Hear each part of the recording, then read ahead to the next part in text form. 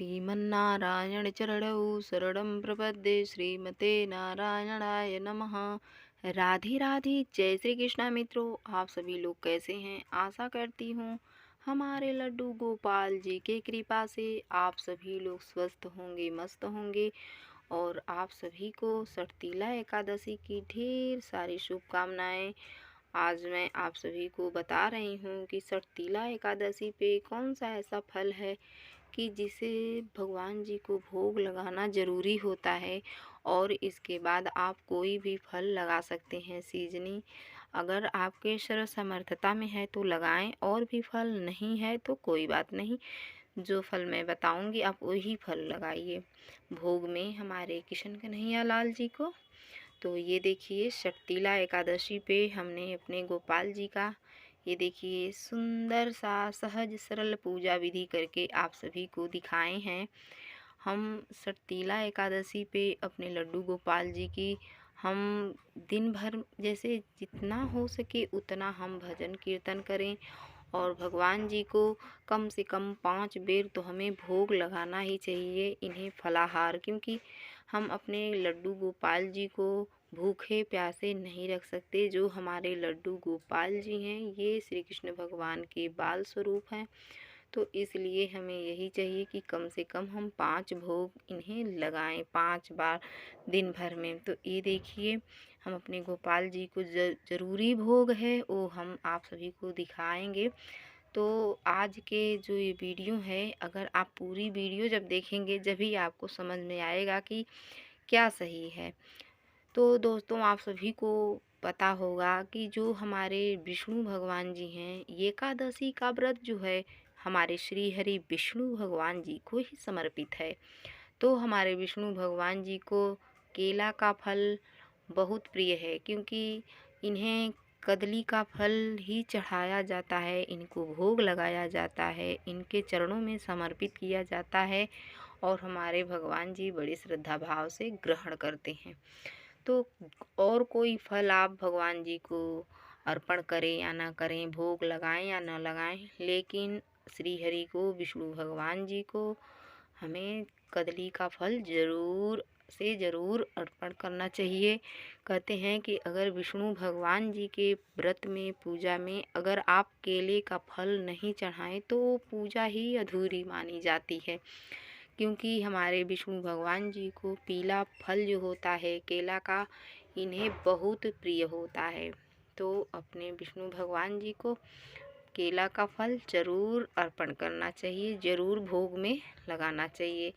तो वैसे तो कोई सीजनी फल हम उसके साथ हम भगवान जी को भोग ग्रहण करा सकते हैं। तो ये देखिए, जो इसके केला के साथ है सेब का और अनार, अमरूद का फल और एक नारियल, ये ज़रूरी होता है।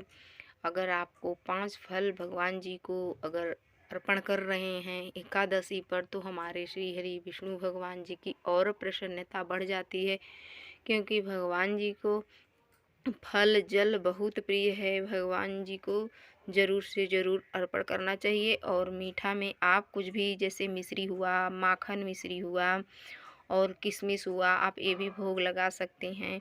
हमने देखिए गाजर का हलवा अपने हाथों से बनाए हैं और अपने श्री विष्णु भगवान जी को, श्री हरि जी को, लड्डू गोपाल जी को हमने भोग लगाए हुए हैं। और हमारे लड्डू गोपाल जी बहुत खुश हैं। ये देखिए, इनका मुखमंडल देखिए कि ये कितने खुश हैं हमारे लड्डू गोपाल जी। कहते हैं ना कि जब हमारे भगवान प्रसन्न होते हैं तो इनका जो मुखमंडल होता है लड्डू गोपाल जी का, ये बिल्कुल प्रसन्नचित्त रहता है। क्योंकि आप सभी को पता होगा कि जो हमारे लड्डू गोपाल जी हैं, ये हम नहीं, शास्त्र पुराण में भी है, जो हमारे लड्डू गोपाल जी हैं ये स्वयं प्राण प्रतिष्ठित रहते हैं और ये जीवंत रहते हैं हमारे लड्डू गोपाल जी। तो ये देखिए, ये कोई पीतल की मूर्ति नहीं, भगवान हैं, परब्रह्म हैं। हम यही इन्हें जानते हैं, मानते हैं और मानना भी चाहिए।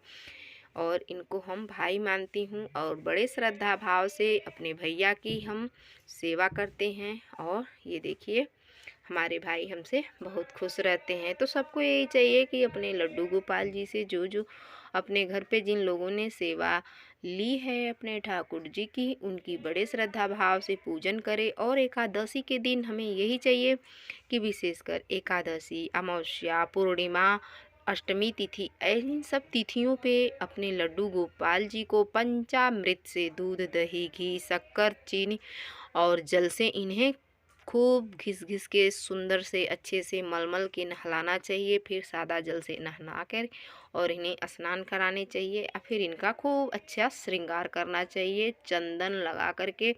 तो ये देखिए हमारे गोपाल जी इन सब तिथियों पे विशेषकर, क्योंकि रोज़ अगर नहीं हो पा रहा है इनकी सेवा अच्छे से, तो कम से कम इतना सेवा तो रोज़ होती ही है अच्छे से, लेकिन जैसे स्नान मान लीजिए अगर रोज़ आप न कर पाएँ तो इस पे मैं बोली हूँ कि कम से कम विशेष तिथियों पे अपने लड्डू गोपाल जी को खूब अच्छे से स्नान कराएं पंचामृत से।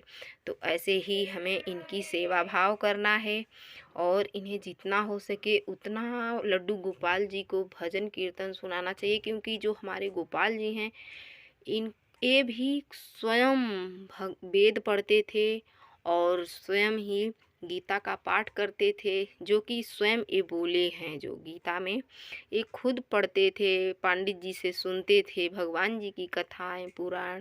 तो हमें भी चाहिए कि कम से कम विशेष तिथियों पे अपने स्वयं पढ़ें या पंडित जी को बुलाकर सुने। हमें एकादशी की कथा ज़रूर सुनना चाहिए। हमारे भगवान जी बहुत खुश होते हैं, इससे इनकी बड़ी प्रसन्नता होती है। एकादशी हमारे श्री हरि विष्णु भगवान जी को बहुत प्रिय हैं।